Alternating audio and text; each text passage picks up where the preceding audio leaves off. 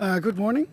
Welcome to this launch event with the name Empower the Global Internet Standards Testing Community.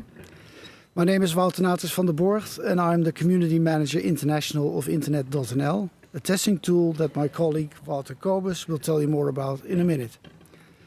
Why an international community? After its launch in 2013, the community behind Internet.nl made the decision that the software behind it would be open source and available for anyone to use. Also, a testing environment was created that more and more people started to use. Some organizations decided to use the existing toolkit, other organizations built their own, but more or less with the same goal, testing how secure their and their country's internet environments are. Contact remained between organizations one-on-one between the interested parties and Internet.nl itself. There was no broader interaction. And the people behind Internet.nl aspired to change this. After a few months in preparations, in March this year, representatives from different countries and organizations met for the first time. They decided that there's merit in creating a cooperative body in which they can work together, share experiences and agree on and/or develop next steps. The next meeting is scheduled somewhere in October and will be defined for prioritizing in the first year. As the global internet standards testing community is open to all, with an interest to start working with this tool, we decided to do an official launch here at the Internet Governance Forum. As an internet standards deployment and the spreading of the knowledge why this is crucially important for a more secure and safer environment, it is governance. By working together, it becomes easier to raise awareness around and raise the deployment of security-related internet standards, and by creating a community, the profile of the work and its outcomes is raised considerably.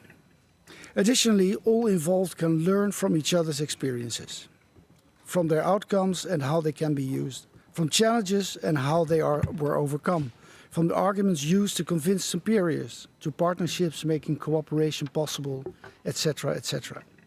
And this may go for more experienced organizations as much as those with the first interest. Other forms of added value may lay in more enhanced cooperation in the future and perhaps coordination on future steps.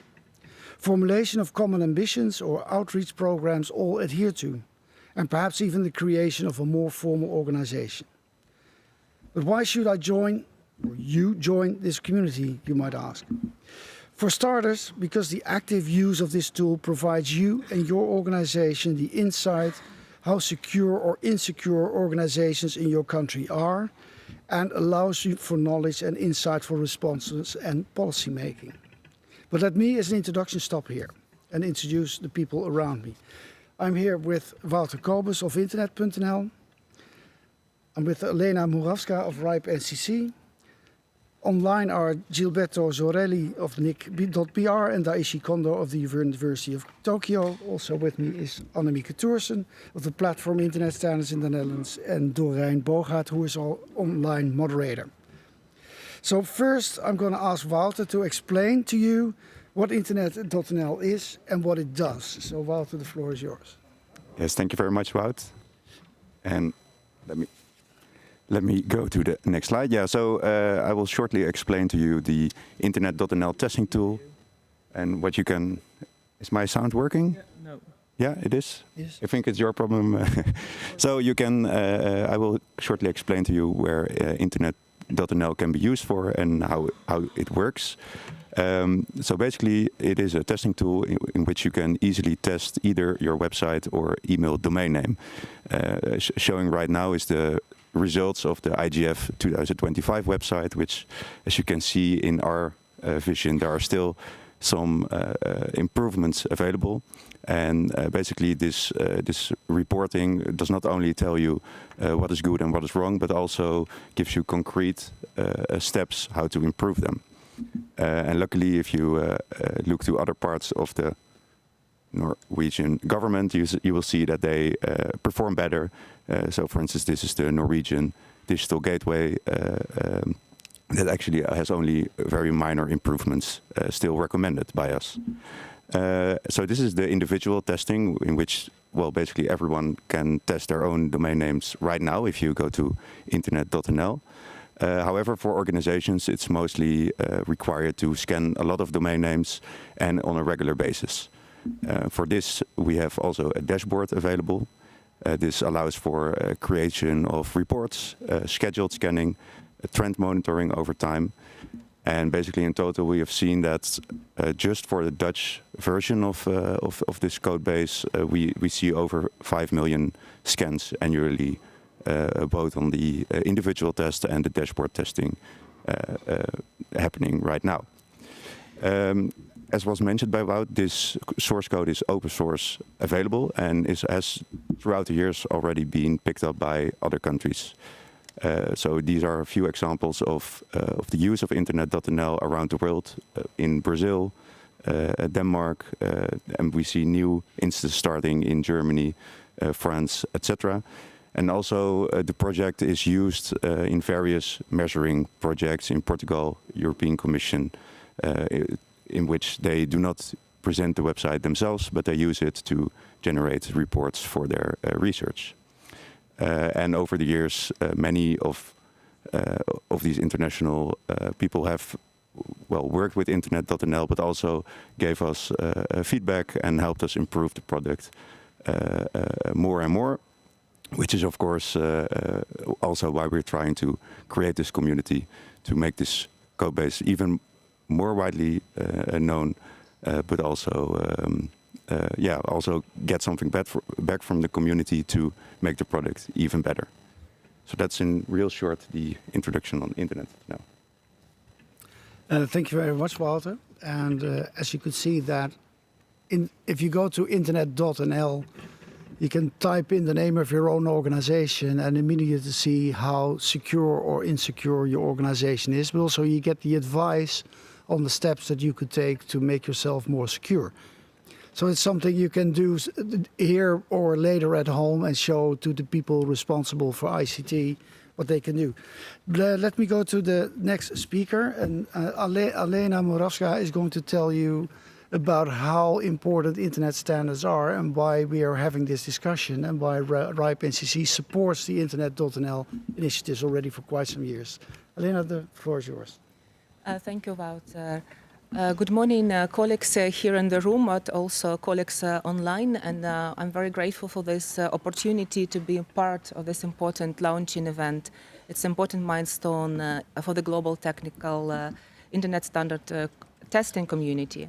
So I'm Alena Moravska and I represent the RIPE NCC here. We are a regional internet registry, and in this function we are responsible for the allocation and registration of IP address and autonomous system numbers. Why I am mentioning this? So we have two core principles of the internet, and the registration is one of them.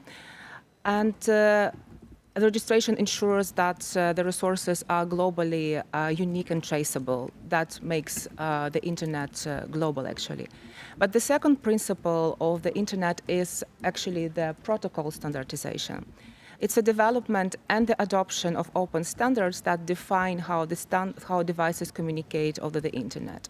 So, and together, registration and standardization have enabled the internet to function as a global and permissionless platform for innovation. Internet standards are agreed upon technical specifications that underpin the infrastructure of the internet. Many of you in the room are familiar with all of this, so bear with me. Actually, my explanation is more effort to the people who are less technical in the room. So the internet open standards are the building blocks that enable interoperability, comparability, and consistency across the thousands of networks. Open standards also enable internet's scalability, security, and resilience. At the same time, they support the innovation in growth because they allow people and organizations to create new services that make them available worldwide without needing permission. So open internet standards are publicly available and deployed through the process that are transparent and open to broad participation. And organizations as Internet Engineering Task Force, IETF, many of you are very familiar with it, plays a central role in this process.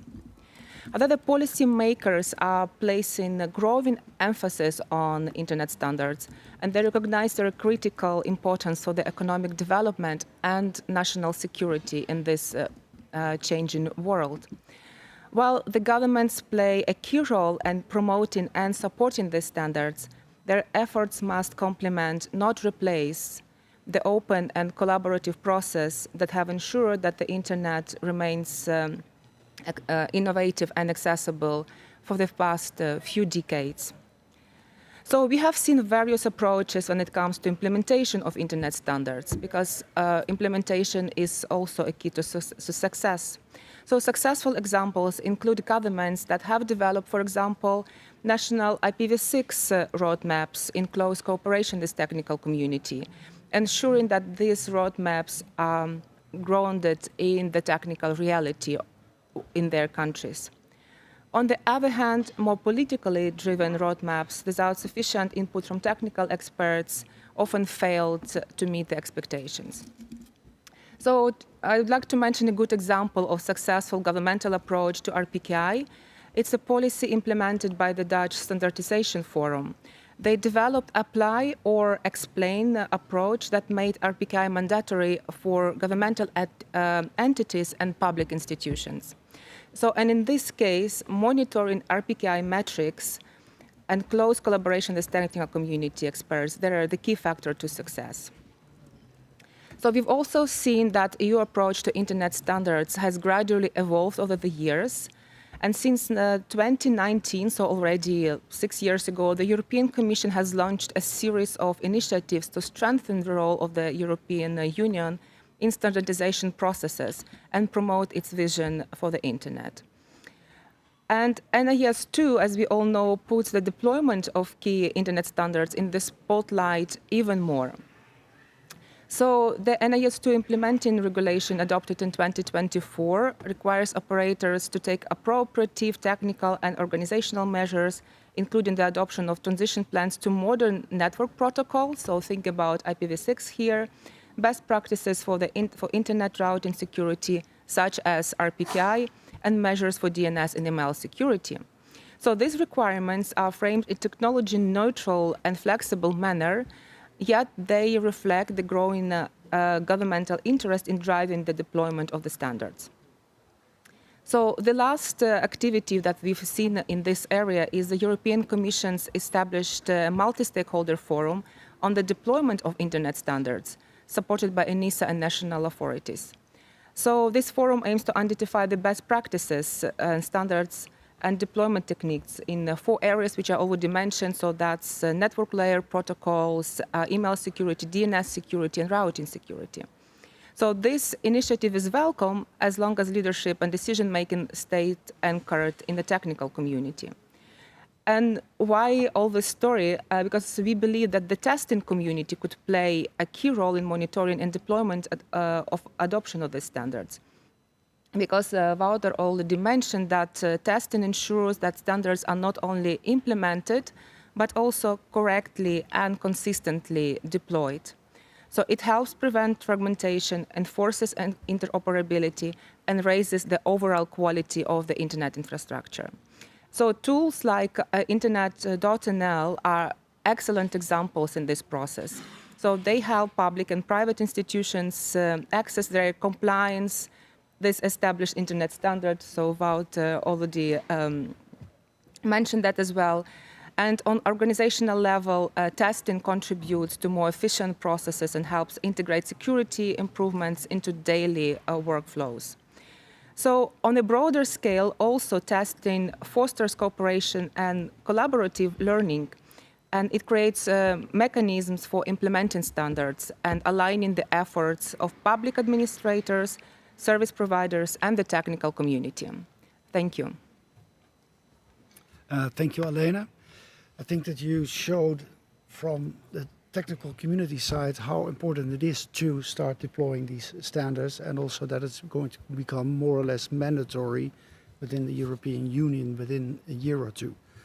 The next speaker that is coming from Brazil. He's online. Gilberto Zorello, please answer the question, how can you join and benefit from the global internet standard testing community, as it's now provisionally called? So what are your experiences in the past with running Internet.nl in the Brazilian way? Hi, good morning. We have a very good experience with Internet now here in Brazil. I bring a short presentation about our experience. I would like to thank the Internet.nl for the opportunity to participate in this event. This presentation is about our experience of Internet.nl in Brazil. This is our agenda.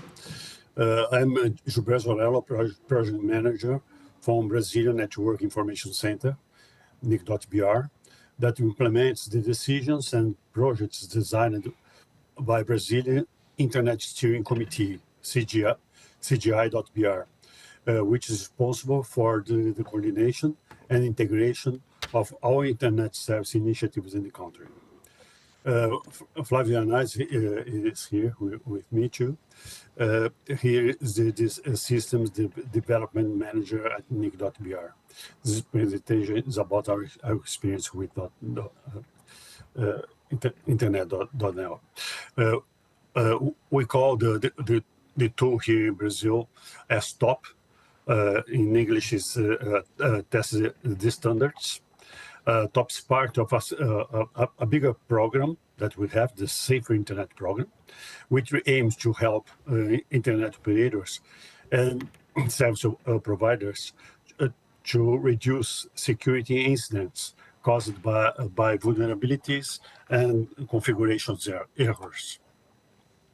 We are interested in Internet.nl. It's very important because its recommendations are fully aligned with our objectives of the Safer Internet program.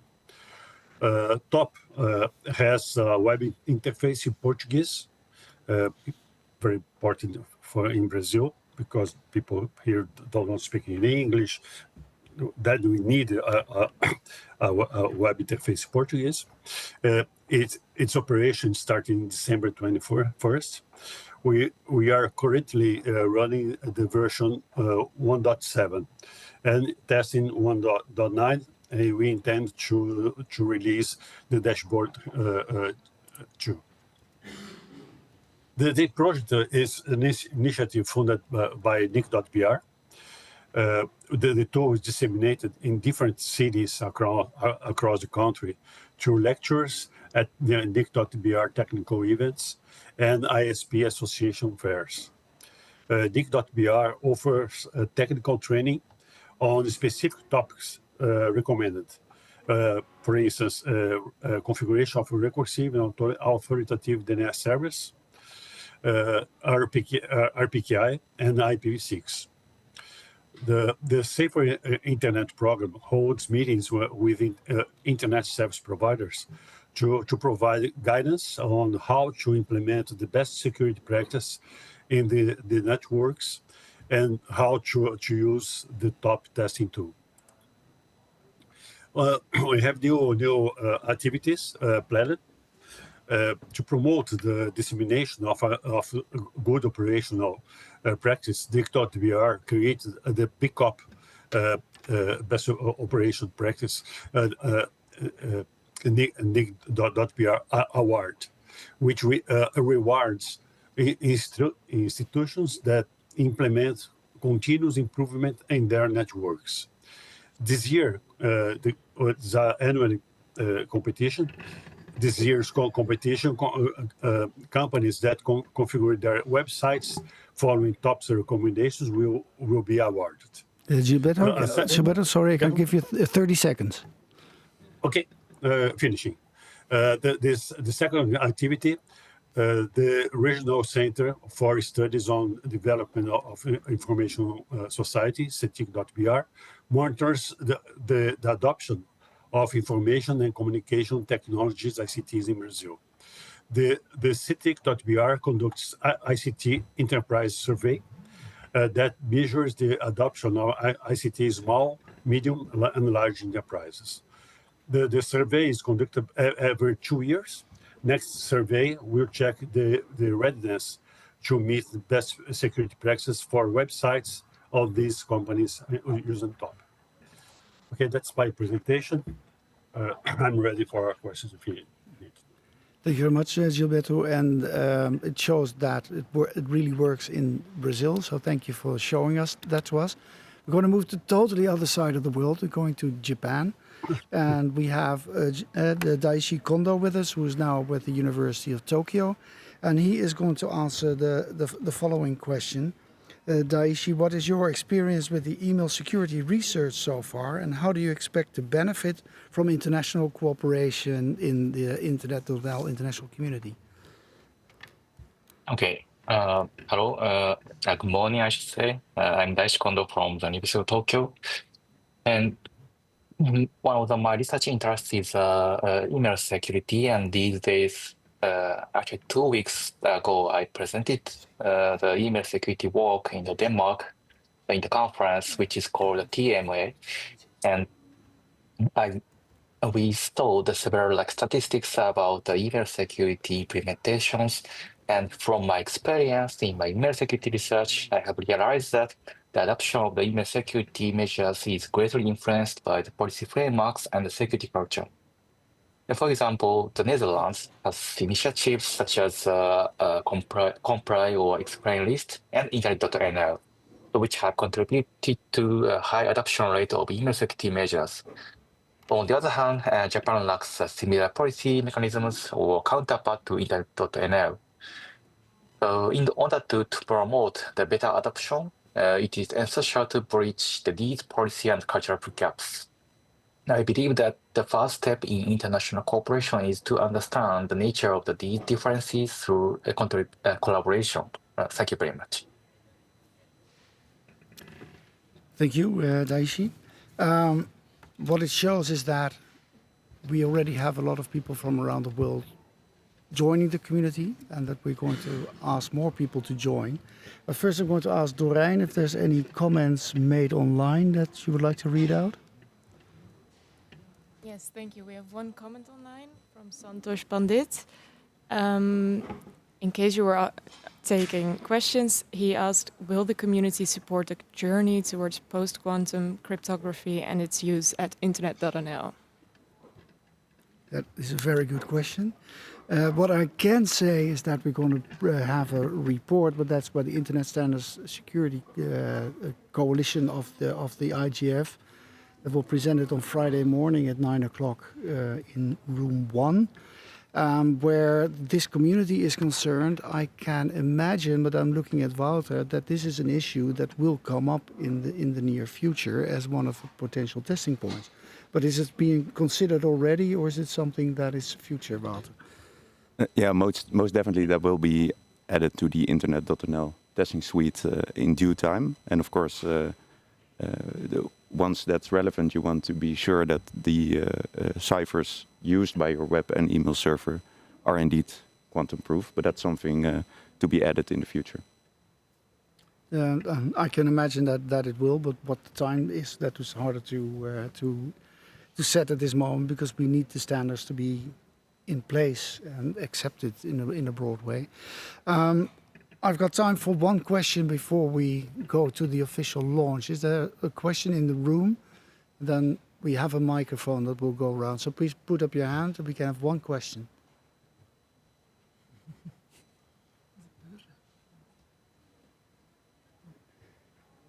Yes, the gentleman there. Does this microphone work? And please introduce yourself first. Well, thank you. This is. Can you hear me? Because I can't hear myself. Yeah. But, anyways, this is weird. So I just wanted to know. Please introduce yourself. My name is Nico Cavaliero. I'm the GAC Chair, Governmental Advisory Committee within ICANN, and I wanted to know if there's any way to cooperate with governments, with at least certain governments who are very interested in implementing not only DNSSEC but also, symmetric and asymmetric cryptography. Sorry, too early in the morning. Need more coffee. But and some other standards. My question is, would there be any kind of, let's say, task force or group or somebody we can contact? I mean, specific governments who might be interested in implementing the standards and some way forward. I'll take it first, and then I give it to Walter. I think that the idea behind the community that we are launching in the moment is that everybody with an interest in, I will start again because you didn't have your phone. The idea behind the community is that all organizations with an interest in testing the situation on standards in their country can participate. So that could be from a governmental angle, it could be from a research angle, academia, it could be from a technical community who also advise its members. So all different sort of parties can join and have already joined. So if you would like to promote this in the GAC, then we would be more than welcome to do so. There is a set of standards at this moment that is in the program, but the idea is to develop the program further in the future. And that is something that we hope to also be able to coordinate on between all the different parties so we can set the next steps together. So that's the idea behind starting this international community. So let's talk a little bit after the session and we can see how we can promote this further. And would you like to add, Walter? No, I fully agree, and I think the added value of the tool is not to show what standards are implemented and what not, but also to give you the means to implement these standards that are not yet supported. So that is the goal of the program, and I think we should get in touch. So thank you very much for that question. And we only have half an hour, so I'm already seeing people waving there that we should stop in time. But I want to thank you very much for coming and show your interest in the launch of this international community. You heard what Internet.nl is, what it does, and why deployment of internet standards is crucial. And you have heard the experience of the people already working with the tool from the Netherlands, but also in Brazil and in Japan. We could have stayed some others, but we have only 30 minutes. Now it's time to officially launch the international community in which we are going to cooperate to make everyone understand why not deploying the new generation security-related internet standards and ICT best practices for that matter should no longer be an option for anyone manufacturing devices or offering digital services, etc. Just like it should no longer be an option to not procure ICTs secure by design as an organization. I can't think of a bigger driver towards deployment than economic buying power, personally. You can have a legislation, but if your customer doesn't want you anymore because you're not delivering, then you're out of business. To get there, all concerned need to become more aware of the current situation and feel the pressure shown by this testing tool. How can you join our community? In a moment, Walter will show you a QR code and you can sign up on a form and you will receive an information for the future meeting, probably in October. I'd say, Walter, let's launch the Global Internet Standards Testing Community, the GISTC, but not before I welcome you to a bilateral meeting that we have that you can ask questions if you like. It's on Thursday morning, 10:30. In the Buskerud room in the hotel. So if you'd like to have questions, answers, please come to that meeting and we will be there presenting, answering your questions. So thank you for joining. Walter, please launch our... Yeah, I'm not seeing the slides anymore, but we have some cake to celebrate this launch. Right. Oh, here's the slides, so let's go. So we're launching. We're launched. So thank you very much for joining. So thank you very much for joining. Thank you, presenters, Walter, Alena, Gilberto, Daishi. Thank you, Doreen, for the online moderation. Peter for reporting, he's in the Netherlands, and for the scribes and the technical people for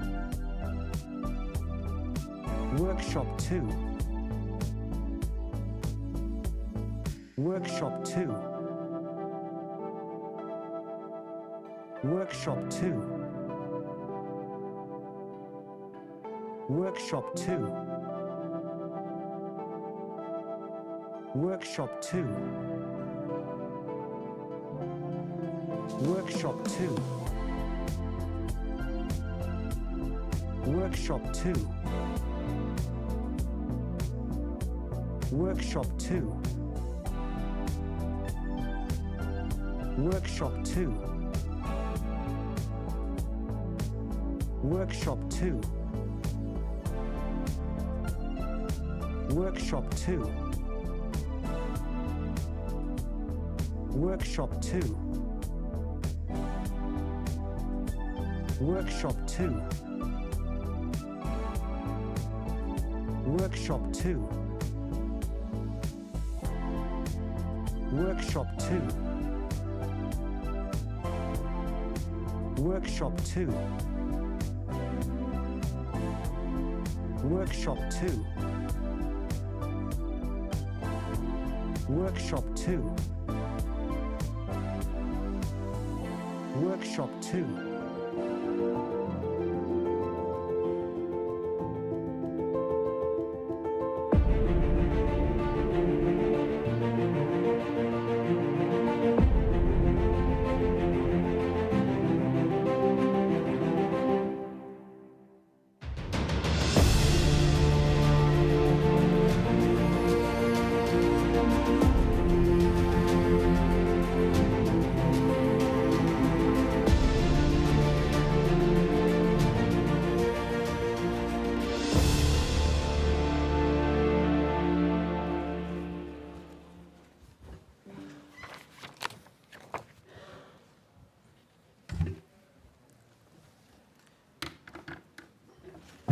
Good morning, everybody. Welcome to this session hosted by DCO, Digital Cooperation Organization. We're very, very pleased to have you here in the room and to have our participants online with us. I'm Samim Ghaffar. I'm Multilateral Engagements Senior Manager at DCO, and it's my honor and pleasure to facilitate this session here today. We have with us online our colleagues from back in Riyadh, Helen McGowan, a Senior Business Partnership Manager, who will be moderating online as well. We'll be taking questions in the second segment of this session. The first session will be a panel discussion. We'll have with us a very distinguished panel of experts that have been assembled from various areas of expertise, and we're very happy to have you in the room today. We thank you very warmly, and would like also to thank the organizers of the IGF, and warm thanks to the Norwegian government for their hospitality. Today, the session entitled Cooperation for Digital Resilience and Prosperity. We don't aim for it to be just a theoretical discussion. It's about operationalizing trust, resilience, and equity in the digital space. It's about moving from pledges to policies, from theory to practice. We'll be looking at the WSIS and IGF discussions, and also how the GDC adds to that very important equation. We have with us our Special Envoy for Multilateral Affairs, Hassan Nassar, and I will be giving him the floor for his opening remarks. Over to you, Hassan. Thank you very much, Samim. Thank you, everyone. Good morning in Oslo. This is, I think, one of the first sessions, so thank you for joining early. I really want to thank, of course, the organizers, the host country, the IGF Secretariat, and all the stakeholders involved in this forum. For DCO, this is the second participation to IGF. And I know some of participants here have a long experience in this forum. DCO was founded only 4 years ago as a unique intergovernmental organization mandated to accelerate the inclusive and sustainable growth of the digital economy. With this mandate, we are supporting 16 member states across Africa, Europe, Middle East, and Asia. And this mandate is mainly focusing on this aspect of digital enablers, digital business, and digital society. Last year, during the IGF hosted in Riyadh, which is also the headquarters of the DCO, we had a first forum to explore the areas of digital cooperation, because again, we think that this is the way forward to build digital prosperity and to ensure resilience of the digital economy. We are facing today a more fragmented world, and this is, of course, the reason why DCO was established. Addressing those barriers, but also leveraging the opportunities coming from digital economy in terms of creation of jobs, creating of new opportunities and innovation. For today's discussion, as mentioned by Samim, we really want to look and explore new cooperation. That's why we have made sure that we have with us partners from member states, from other international organizations, and from other governments. There is a space for all stakeholders, and the IGF is the good example of a multi-stakeholder process when it comes to digital cooperation and building a more safe, open, and sustainable and inclusive digital future for all. In the DCO General Assembly hosted in February by the government of Jordan, the 16 member states adopted the 4-year agenda for the organization.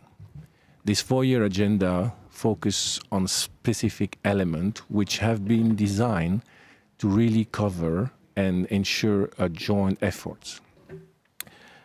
When we look at the current multilateral system, we can see, I think we can all see, the main challenge in terms of fragmentation.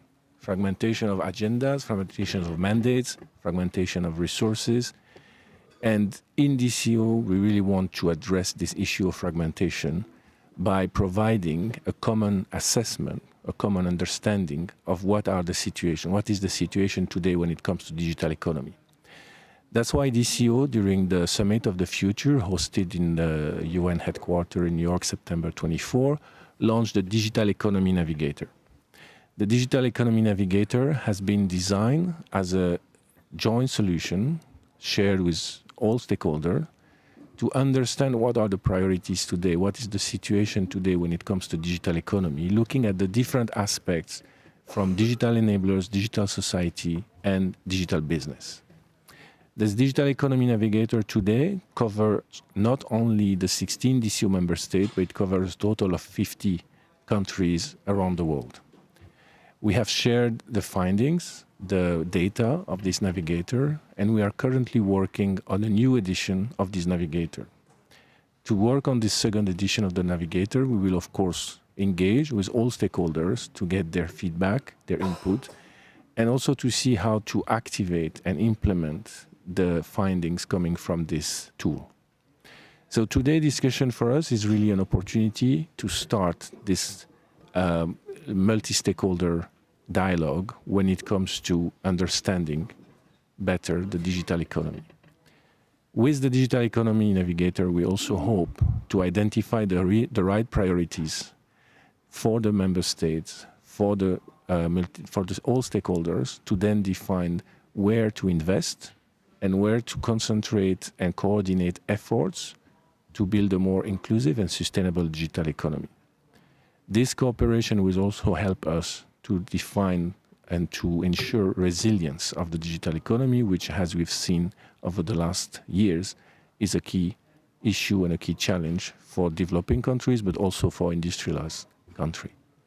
So I'm really looking forward to the discussion today. We really want this to be an open discussion. We want to hear from other partners, other stakeholders. We really also invite you to connect beyond this session to make sure that we can continue this dialogue during IGF and beyond.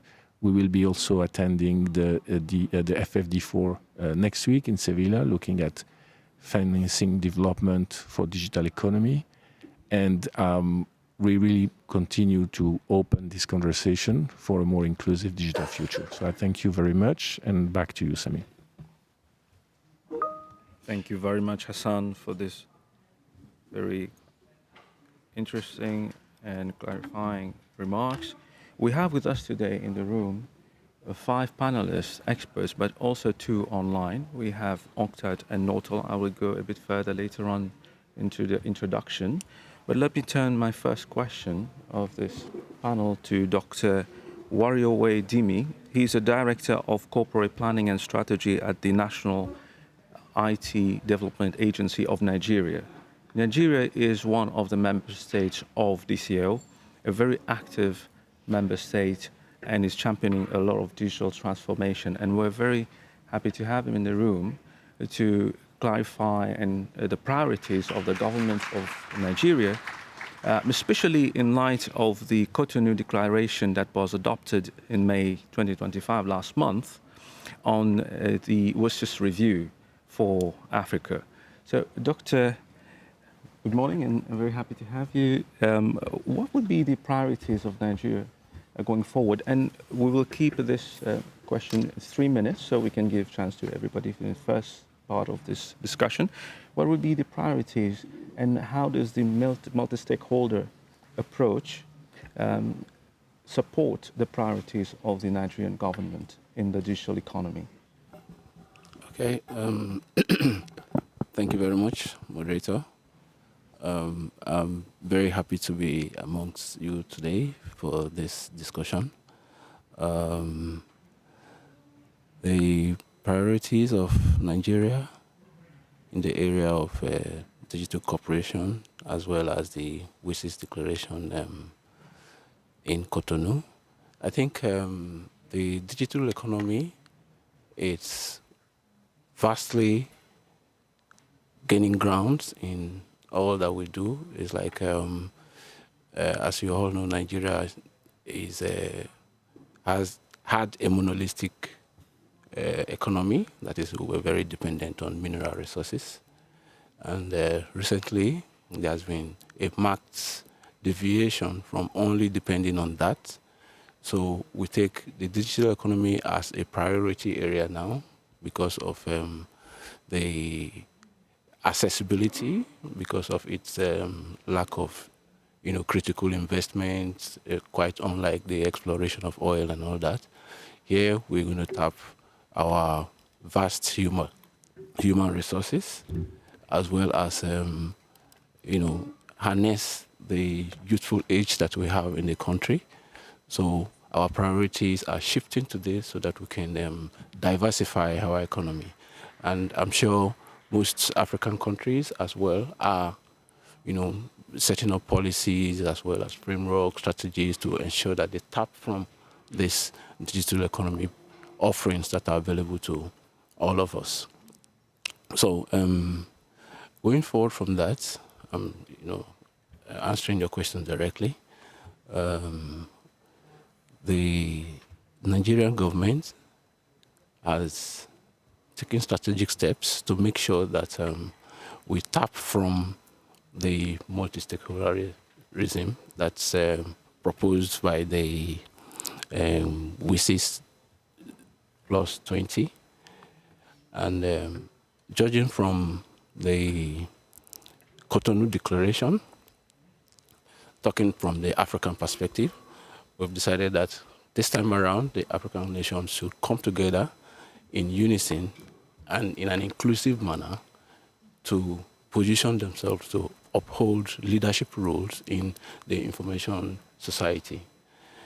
The implication is that we must have a means of working together, tap from the strengths of others, and then utilize, uplift the weaknesses that are found amongst us, because it's obvious that there are various levels of proficiency as well as capacity to utilize the digital offerings that we have.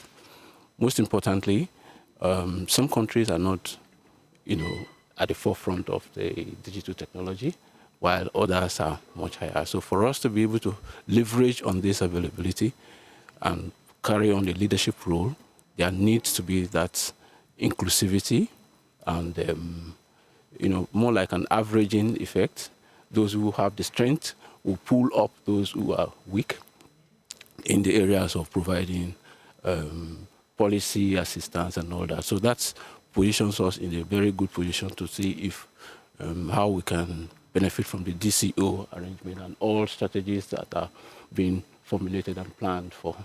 So we intend to do that, passing through, a unified African position in such a way that whatever we can benefit from the offerings from the DCO, we are going to key into it.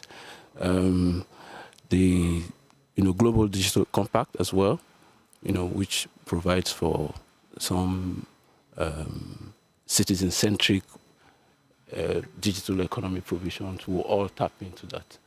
So we look forward to actually working with the DCO to make sure that the digital economy, all the provisions you've made, and even the digital economy, all provisions that are made are tapped from, and we're going to benefit from all of that. So thank you very much. Thank you very much, Doctor.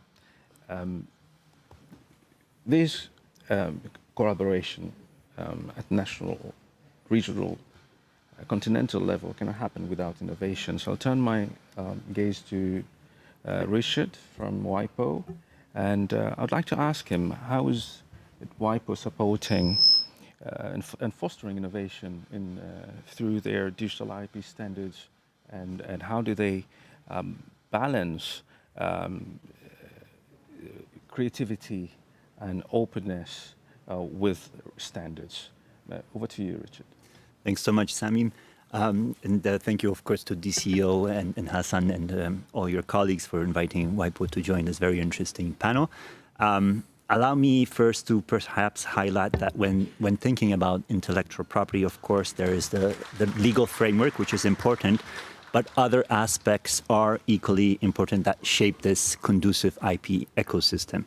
This includes, of course, the infrastructure that helps the innovators and creators more easily to protect and manage their IP. This is about collaboration between the industry and the academia. This is about accessing the financing by startups and SMEs. And finally, of course, this is also about making sure that everyone, everywhere is aware of how they can benefit from the IP system.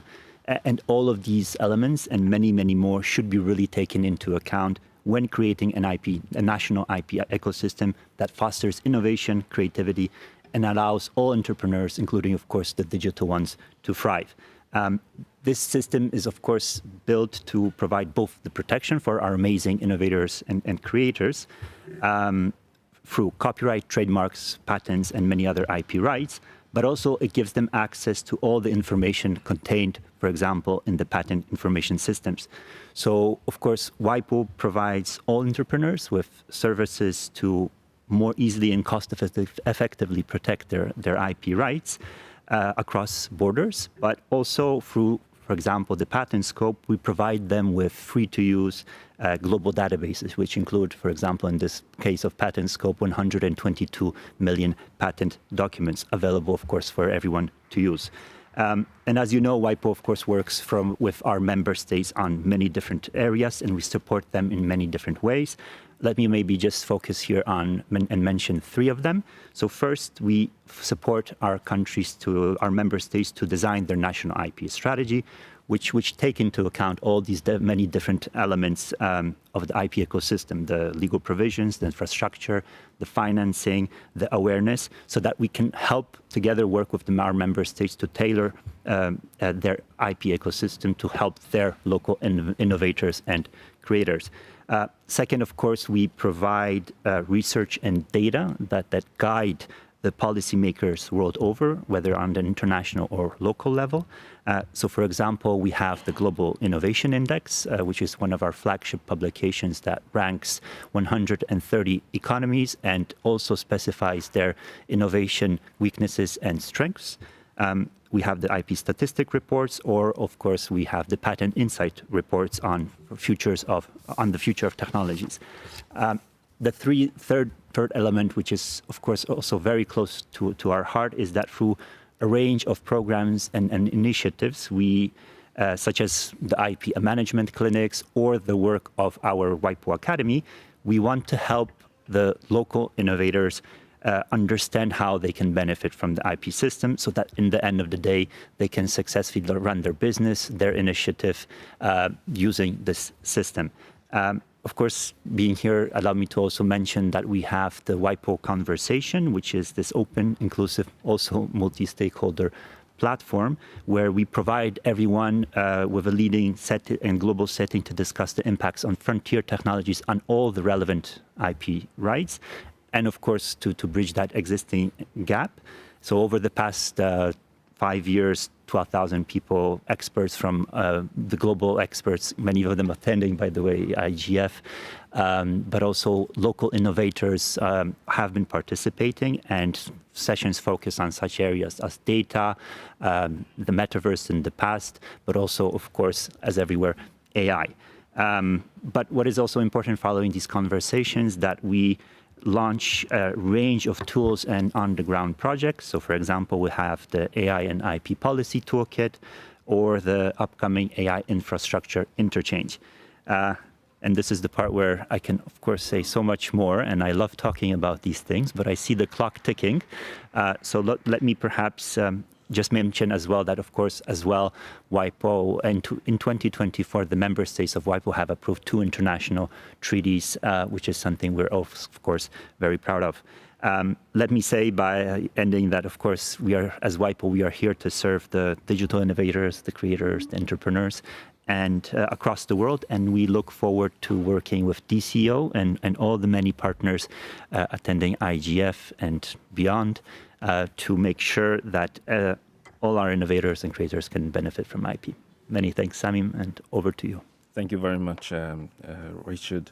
We hear a lot, and DCO also subscribe to the notion of data-based policy making. Let me turn to Julia Ajmon-Marsan, who is the head of startup and digital inclusion at IRIA, Economic Research Institute for Asia. And what insights can you offer us from the global frameworks like the GDC and regional integration models from the ASEAN countries? You are also a former innovation economist at the OECD. You have a wide range of experience. So what will be the insights you can give us on building interoperability and resilience into digital economies? Thank you, Samim. It's a great pleasure to be here with all my fellow panelists. Thank you, DCO, Hassan, for this kind invitation. So cooperations when it comes to digital innovation, it's very much at the core of what we do. ARIA is an international organization of 16 member countries based in Indonesia, in Jakarta. Our member countries are the 10 Southeast Asian economies, ASEAN, plus Korea, China, Japan, India, New Zealand, and Australia. So we're very much at the center of the Asia-Pacific and Indo-Pacific. And we have recently established, thanks to the generous contribution of the government of Japan, our Digital Innovation and Sustainable Economy Center, eDISC. We are very interested, through the activity of the center, to explore the relationship between digital innovation and the Sustainable Development Goals, the SDGs. And that's because through our activities, we want to develop insights, but also policy dialogue, capacity building to support a digital transformation that is compatible and conducive to the SDG framework, which is very much, what the UN Global Digital Compact is about at the end, and I think also very much what many of my colleagues on the panel are working on. Let me give you a couple of examples. Well, for instance, we are now currently very active in developing both local innovation ecosystem within Southeast Asia, but also in some cases, transnational ones. And this is when, our conversation today about international and global cooperation becomes so important. We are active in developing a strategic document called ASEAN-Japan AI Innovation Co-Creation Roadmap that will go directly to ministers for economic development of ASEAN and Japan, where we are really looking at, on one hand, the strengths and areas of improvement of these 11 countries, but also way to really develop a multinational AI innovation ecosystems, based on connections of people, based on skills transfers between different areas of the world, Some countries of these 11 countries are, benefiting from very young, tech-savvy, dynamic population. In other cases, aging economies, they may need to think about how to develop a very effective relationship with these young entrepreneurs that are developing fantastic startups, but also digital innovations. So this is one example of something that is very much in relation to our discussion today. We also know that, just looking at our region is not enough in a globalized world. Again, Hassan was telling us earlier today that global collaboration is becoming more difficult, but nevertheless, we need to, keep trying and keep developing our relationships. And that's because there is so much to be learned. So we are very active in certain G20 work, notably, and this is something I'm personally very much committed to, the work of a new engagement group of the G20 called Startup 20, that is currently led by South Africa, the G20 chair this year. But we had the pleasure to work also very, very well with India and Brazil last year. And this is, again, a global group that is pushing for the development of a global innovation ecosystem, looking at the strengths of different countries and also complementarities. And the idea is also to basically build a global dialogue. We are just at the beginning of this adventure. It's a working group that was established under India 3 years ago. But nevertheless, it's something very interesting because on one hand, we can share the very good lessons that we see in our region and learn from other regions in the world. We had a very, very interesting number of exchanges last year under Brazil. Lots of, interesting developments that could be pushed forward in terms of collaboration between Indonesia and Brazil, for instance, because of the size of the economy, certain sectoral specialization, including in digital innovation, and so on and so forth. Coming back, to the Pacific area, we are also very pleased to collaborate with APEC, the Asia Pacific Economic Cooperation, this year under Korea. We are in touch with the Korean Ministry for Startup and SMEs, and we will actively contribute to something that is called Global Eco-Innovation Forum. It will take place under the APEC Ministerial Week on MSMEs. And there we will look at how to combine the digital transformation with the green transformation. So once again, this idea to connect different SDGs, both at local level and international level. And maybe, because we are probably short in time, let me just conclude by saying that even our collaboration with GCC countries is becoming more important than ever, especially after the 2 summits, ASEAN GCC. So this is also another area where I really look forward to staying in touch with DCO, countries in the Gulf, and all the panelists that are present here today, because there is a lot that we can build. Thank you very much. Thank you, Julia. I know there is a lot of nuggets and experiences from the areas of work that each of us are doing. And let's keep it under 2 to 3 minutes. And in the second part of the panel, you can maybe share a bit more on your experience. We have next Constantina Cassa, the head of international affairs at the Italian Agency for Digital. Constantina is a very distinguished expert in digital governance and IT policies globally and also now at national level. We would like to have your experience regarding the GDC process and existing mechanisms like WSIS, IGF, and national and regional initiatives.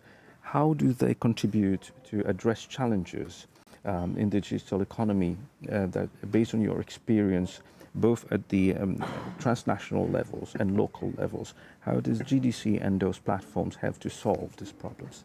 Over to you. Okay, so thank you for this invitation. It's a pleasure to be a speaker in such an important panel.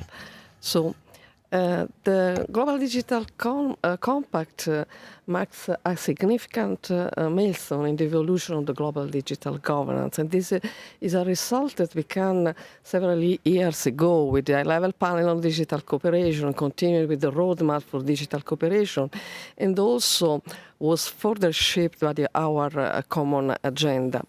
And the GDC seeks to respond to complex challenges of digital transformation through coordinated global efforts aimed to building an inclusive, open, secure, and equitable and sustainable digital future for everyone. But in this context, it's essential to foster synergy between the GDC and existing processes. And in particular, with the World Summit on Information Society, which has been active for more than 20 years. And even if it is in the last 20 years, the digital landscape has evolved significantly with new priorities such as data governance, artificial intelligence, and biosecurity, the foundational principles of the WSIS remain relevant and complementary to those of the GDC. So the upcoming WSIS Plus 20 review process, it's an important moment. It's a key opportunity to strengthen and update the WSIS framework, incorporating the GDC objectives and priorities, and to avoid redundancy and duplication. So it's an important moment to discuss which mechanism could facilitate this integration. And in this scenario, the IGF continues to serve as a primary platform for an inclusive dialogue among all digital stakeholders. Since its inception in 2006, the IGS has grown from a discussion forum to a structured ecosystem, including dynamic coalition, best practice forum, policy network, and especially the network of national and regional initiatives that now are comprising over 180 initiatives worldwide. The NRIs could play a strategic role in the local implementation of the GDC. Their multi-stakeholder structure and their close connection to the local context make them particularly well suited to monitor the implementation of GDC principle at local level, to promote inclusive participation in digital policy development, to collect and transmit local needs, recommendations, best practice to the local level. So the NRI can act as an operational mechanism for translating and tracking the GDC implementation at the national and regional level. To ensure that the principles are not confined to the diplomatic or theoretical sphere, but are concretely reflect in public policies and local practices. So in conclusion, I think that the success of the GDC will depend heavily on the international community's ability to build on and reinforce existing participatory frameworks. The IGF and the NRIs must be seen not just as a forum for dialogue, but as essential players in monitoring, implementing, and aligning global digital policy with national and local realities. Thank you. Thank you very much, Constantina. We have with us online Torbjörn Fredriksson, head of the e-commerce and digital economy branch of UNCTAD. Torbjörn. Well, thank you very much, moderator, and it's greetings here from Geneva. I wish I was there with you in Norway to celebrate the 20-year anniversary of IGF. The fast pace I think we see on the digital landscape change represents a huge challenge for governments when it comes to developing adequate policy responses.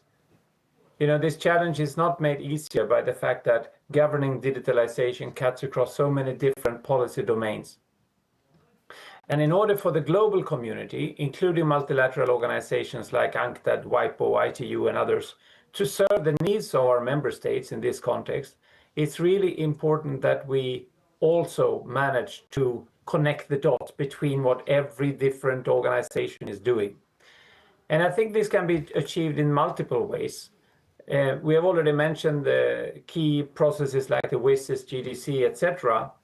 And the WSIS, for example, it was extremely important to help clarify which organizations that should take the lead in various areas.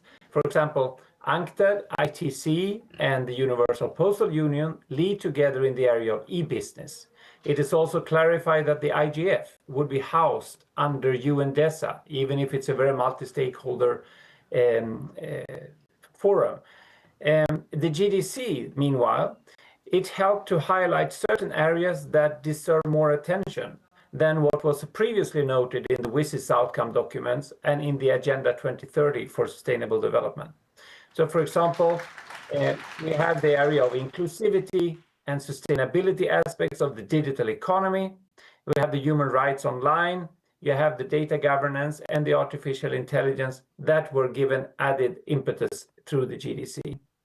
If I go to the area of UNCTAD, in the area of e-commerce and the digital economy, we have also taken an initiative to create what we call e-trade for all, which is a partnership with a common vision to support developing countries that are trailing behind in what we call e-trade readiness. And by bringing 35 partners together, including AREA, WIPO, and DCO, it helps us to better understand what different organizations are doing and how we can find better ways to work together to achieve common goals.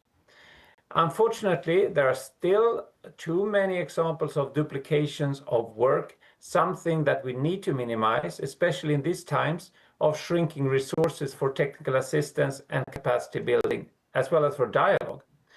When new initiatives are developed, we also need to ensure effective integration with existing mechanisms. So I agree there very much with Concetina. That's why it's so important that when it comes to the GDC, that we make full use of the existing mechanisms that were born out of the WSIS process. And this is also what member states agreed upon in the most recent session of the UN Commission on Science and Technology for Development. Full integration of efforts between the GDC and WSIS is what we need. I'll stop there. Thank you so much again. Thank you very much for these enlightening remarks, Torbjörn. I'll shift my focus to Professor Luca Belli, Professor of Digital Governance and Regulation at the FGV Law School in Brazil. He has a lot more responsibilities and titles, but in the interest of time, let me just cut to the question. You've done a lot of research, Professor, in LATAM and BRICS countries. What lessons can you share that can accelerate the multilateral digital prosperity and bridge the gap for Global South?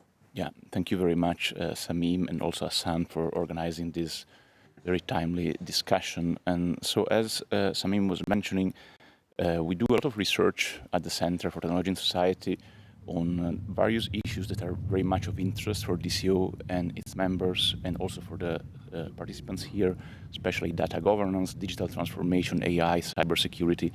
And so I wanted to share a little bit of findings of two of our flagship projects, one dedicated to digital policies in the BRICS grouping, Brazil, Russia, India, China, and South Africa, and the 6 more that have joined last year, including some DCO members. And then the other one called CPDP LATAM, which is an annual conference we organize on data governance in LATAM, and includes also a lot of research and policy proposals also to increase convergence of data governance in LATAM. So first of all, I think that from what emerges from our research is that to trigger digital transformation, to facilitate it, there are multiple levers, right? First of all, policy frameworks that must be coherent, especially when you want to share them amongst multiple organizations or members of an organization.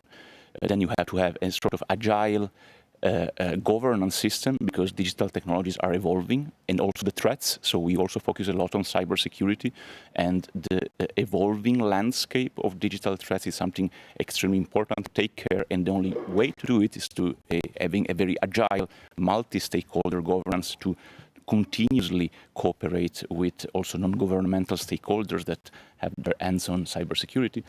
And then strategic investments. So it's not only about policy priorities, but also having the funds to translate this into concrete actions. And this is not only through hardware and software, it's also to capacity building for humans, which is the most important part.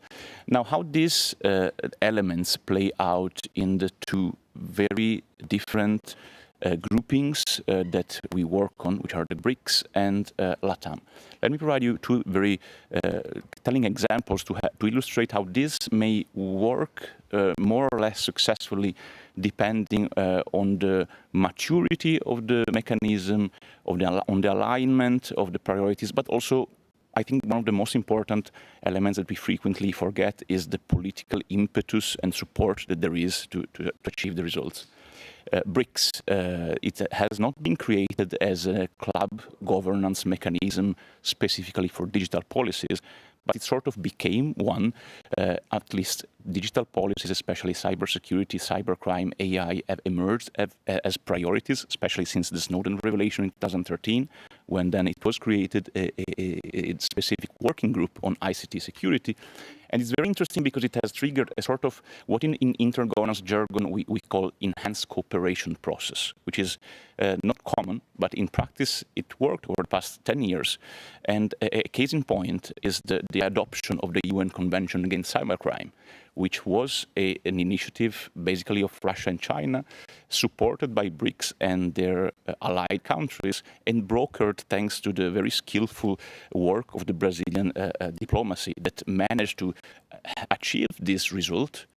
And again, we can criticize the text as any convention, but for me, what is relevant is to see the concrete result of this mechanism, which is not even an IGO, an intergovernmental organization, it's a club governance system like the G7 or the G20. Now, a counterexample in the last 30 seconds I have at my disposal about LATAM, which is a very interesting example. We do a lot of research on data governance in LATAM. And 19 countries already have data protection laws in LATAM, all very similar because they all copy and paste from Europe, but diverse because they all have to adapt them to the national idiosyncrasies in cultural and legal terms. There are already several organizations that work supposedly effectively at the regional level, from the Organization of American States, the Union of South American Nations, the Mercosur, and all the partners. But despite already having all adopted laws and having organizations, there is no regional framework, which would be extremely valuable, not only to harmonize policy, but also to allow a unique data market and fostering more cooperation at the regional level. So as one of the results of our conference last year, we produced also not only a study on these frameworks, but also a suggestion of what could be a regional framework. I know that DCO does not have Latin American members, but maybe in the future they will have, and so we already prepared the work for you. If you want to use it, it is in open access. And also we have shared it with Brazilian colleagues that are chairing the Mercosur in December. So I don't know, I mean, political momentum is always a very difficult element to guess, but maybe there might be now some political momentum to put in practice these ideas. Thank you very much. Thank you, Professor. Lise Kiener is a very experienced strategist at Nortal, and they have developed a lot of solutions. And what is very interesting is the collaboration with and support to both public and private sector. Lise, what will be the lessons that you can share with us, going from Global North, but also extrapolating to Global South? What will be the experience of implementing digital solutions so that all these talks we're having at the global level can be translated into action? Thank you, and thank you for the invitation to join you all today. And hello from the US, where I am currently sitting. Nortal's global headquarters is in Estonia, and we're celebrating our 25th anniversary this year, and I am in the US and soon to be announcing as well our entry into LATAM, so very thrilled for this news. Previously, from Nortal's experience deploying digital solutions across Europe, the Middle East, Africa, and North America, I wanted to speak to some of the underestimated enablers that can accelerate readiness and resilience for governments that may have a limited infrastructure. So the first one of 4 is having a lean, modular digital architecture. Many governments overestimate or maybe oversold the need for a heavy legacy IT investment. So one example that we can reference is our work in Botswana, where we helped the Botswana Unified Revenue Service leapfrog to a modern API-based tax system running in the cloud and integrated with existing systems. This was without the need for major infrastructure upgrades. Secondly, I would focus on looking at trusted digital identity. This probably seems like a no-brainer, but some governments often deprioritize digital identity, yet it is foundational for trusted, scalable services. In both Estonia and Finland, Nortal helped implement national digital ID platforms that now enable seamless access to services across health, finance, government, and this dramatically increases both reach and resilience. And touching more directly your question on cross-sector partnerships, public-private collaboration accelerates resilience. In Oman, Nortal brought together government, telecommunications operators, and banks to co-create citizen services, expanding access farther and faster than the government could do acting alone.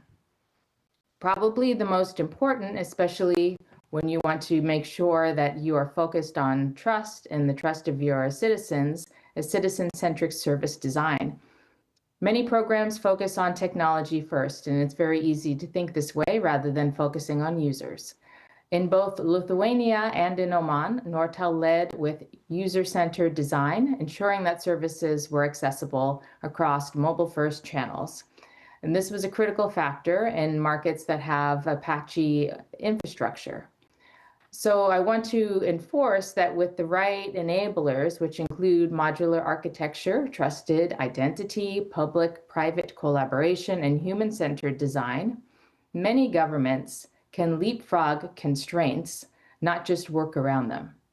Nortel's experience shows that even in limited infrastructure settings, it's possible to build digital ecosystems that drive real resilience, inclusion, and in the end, and ideally, long-term prosperity. Thank you very much for including me today. Thank you very much, Liz. I'm happy to have your perspectives. And I'd like to give the floor very quickly to Hassan again, just to synthesize a little bit. There's a lot of angles, a lot of perspectives here. What do you make out of this, Hassan? Yeah, that's before we open probably for discussion. I think this is amazing. We have been from Asia to Latin America, passing by Africa and Europe in a few minutes. We've heard private sector, UN agencies, government entities. I think what we get from that is, first of all, there is a huge potential of digital economy to really help prosperity, to really help human development. As long as we make sure that this transformation, this digital transformation, this new economy, which is now becoming probably the economy, is also aligned with SDGs and with principles that we are all caring about. To do that, I think the other takeaway from me so far is we need cooperation. And that's easy to say, that's not easy to do. Because to have this cooperation, we need to share principle. We need to have also a common language. We need to have respect as well, which sometimes seems to be difficult in this world today. In terms of common principle and common ambition, we believe that the GDC was a big achievement to define, let's say, direction of travel. And of course, we need to build with existing foundation, as mentioned by the panelists. We have very strong foundation 20 years ago defined to help us. So now we have, let's say, this political commitment coming out of the Summit of the Future. We have an existing mechanism that we need to reinvent and refresh and support. We need also to really ensure that there is an openness when it comes to listening to different perspectives.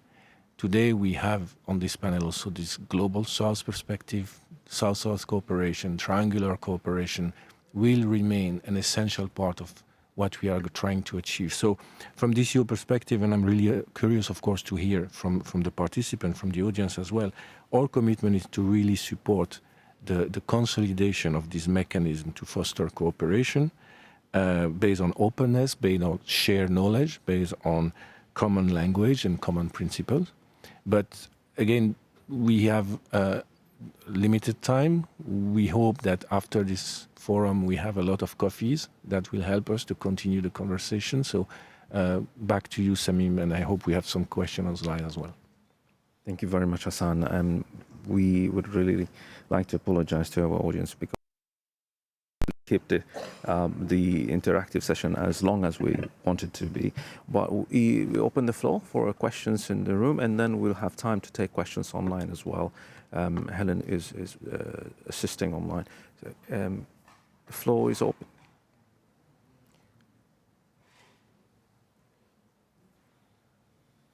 If you don't have questions from the room, and let me see if we can take a question from our live audience. Helen, over to you. Hello, Samim. Hello, everybody in Norway.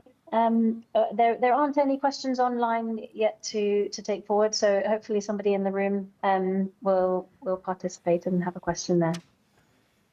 Well, in that case, there's Torbjörn has a question. Yes, Torbjörn, please go ahead. Just to break the ice, thank you so much. Let me just comment on one thing that Hassan said here. We're talking about the digital economy now becoming the economy. I wish that was the case in all parts of the world, but I think it's so important to keep in mind that we still have very huge divide, especially in the digital economy. Just to give one example, in Norway, for instance, more than 80% of people are shopping online on a daily basis. In Africa, it's typically less than 5%. So I think it's so important to keep this in mind, although we are carried away sometimes by all the amazing things that are happening with AI and so on and so forth. Many of the basic challenges still remain if we're going to make sure that the digital revolution brings value and opportunities full scale in many parts of the developing world. Thank you, Torbjörn. If any of the participants and speakers would like also to share, maybe they didn't have chance to complete their thoughts earlier, I'm happy to do that. Starting with Richard. We'll go from left to right. Thanks so much. I mean, I can reconfirm absolutely that cooperation is extremely important. And DCO, UNCTAD, thank you, of course, for having us as well as the partner for E-Trade. For All, we're always very happily contributing with our IP expertise in E-Trade for All, but also in many different forums, including DCO here in IGF and so forth.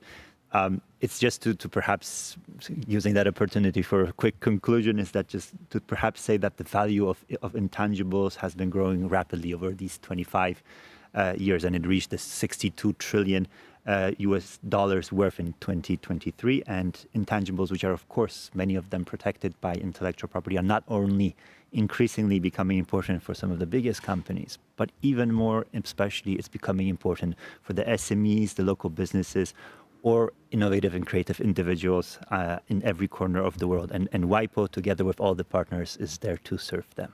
Thank you, Richard. We'll go back to the room. We have a question from the audience, please, sir. Yeah, thank you. This is Edwin Chung from .Asia. We actually serve as the secretariat for the Asia-Pacific Regional IGF. I heard, I forgot who mentioned this from the panel, but about kind of the success of the GDC and implementing it into the NRIs. I think that's a very interesting direction and something that is really important for the NRI community to understand. But how is that envisioned? What components of the GDC would you see more concretely being both promoted, advocated, and implemented in the NRIs? I guess that's sort of my question. I forgot who. Will be addressed to Conchitina. Okay. Thank you very much, sir. So, as you know, I mean, the NRI as the national and regional expression of the IGF worldwide. And there are so many issues that are part of GDC objectives that are discussed, managed, and also directed. I was speaking about artificial intelligence, data governance, digital divide. I mean, all those issues are discussed at the NRI's level. So I think that's an important space where, I mean, coming from this discussion, it could also monitor what are the progress that at the national and regional level are implemented on the GDC. I mean, so this is what I meant before. I think using that space to check what has been implemented that is related to the GDC. I think that's and then report these results to the global IGF. I mean, in order to have a global vision, because the IGF essentially is bringing a vision of specific issues. So this vision should be reported to the GDC, but also to the other UN entities. I think this is an important process that should start after each IGF ends and after each national and regional initiative ends. It's important to communicate, to spread the results, and to create these linkages that now are, I mean, I think a little bit weak. This is what I think. Yeah, that's a very good clarification. If I understand correctly, then really what you're suggesting is NRIs take the GDC as part of the input to their agenda setting, as well as look at how the outcomes or outputs or the reporting could tie in back to the GDC. I think that makes a lot of sense. Thank you. Thank you very much. Julia, do you have any comments on that question coming from because the question was addressed from the region of or your concern? No specific comment. I think that Concettina has already addressed the question very well. I mean, let me just add that, I think she mentioned the UN system, but of course, there are also organizations beyond the UN system. We work a lot and very happily with the UN system, but nevertheless, this is a global effort. So I see the Global Digital Compact as a kind of, a vision. Again, I mentioned at the beginning of my intervention that even us, we're very interested in this relationship between digital transformation and sustainable development goals. So it is something that is going to inspire a lot of organizations and stakeholders around the world. Again, multi-stakeholder approach. I think that some other speakers mentioned this before me. So whether we are private, multilateral, local, this is something that, we need to work together, and we also need to learn how to work together. And in some cases, we need to also learn what are our respective portfolios and mandates. But let me just add something before we move on. I think it's also very important to kind of be open to learn across regions. So, before I was based in Paris, you mentioned I was working for another very big multilateral organization. Then I moved to Asia. And I just realized that, now that I'm based in Asia, not everybody, of course, we had a wonderful conversation with Luca just before this panel. But, don't look at us as, just an Asian organization. We have a lot, of course we have expertise on Asia, but we want to learn from Europe, the Americas, Africa, everywhere in the world. But we also have lessons to share. So I think this is very important to really try to break a little bit these boundaries, think outside the box and learn from different regions without, just labeling institutions. This is Asia, this is Africa, it has nothing to do with me, so it's not interesting. Because every day, even through G20 South Africa, I'm learning so much about the continent and so many lessons that are so relevant for the economic development and prosperity of our member states. Thank you. I think we have time just for 30 seconds to Professor Luca, Dr. and Liz. Luca. Yeah, I will use my 30 seconds wisely. So just to reiterate a couple of points that I think are key here, which is the fact that, again, when we are speaking about the GDC or any kind of other effort aimed at transforming digitally a nation, a company, a society, this is not only about adoption of technology, it's not only technological shift, it's also an evolution in cultural evolution and in organizational evolution, right? And so this, I think, sometimes amongst academics we are a little bit frustrated because there are a lot of very nice declarations, policies, and even regulation at the national level that sounds fantastic in theory, but then the practice is very far. And how I think that the challenge here and how multi-stakeholder interaction could be explored more is to translate these excellent, sometimes, policy objectives into concrete action. So to make it percolate from policy level to concrete change, capacity building is essential, even to let simply public servants know that the policy exists, or capacity building is essential to make people understand they have an opportunity. And I mean, cybersecurity is a very good example. People consider it a cost, but if you make them understand that it's an opportunity for business, they will consider it a business as an opportunity and will invest money and time in it. I'm speaking too much and seeing from your glance, so I will stop here. We have 1 minute to go, so yeah. But just to conclude, just me tell you something that you will like, that I think that DCO has a very good role in it, because many regions in the world do not have a player like DCO that could help articulating this. Thank you very much. I think you wrapped it up for us, but I'd like to still give the floor to a doctor for last comment. Okay. My comment will go in the area of disparities between the whole system, globally and then regionally, as well as nationally. As the professor said, there are beautiful policies and regulations and all that are out there.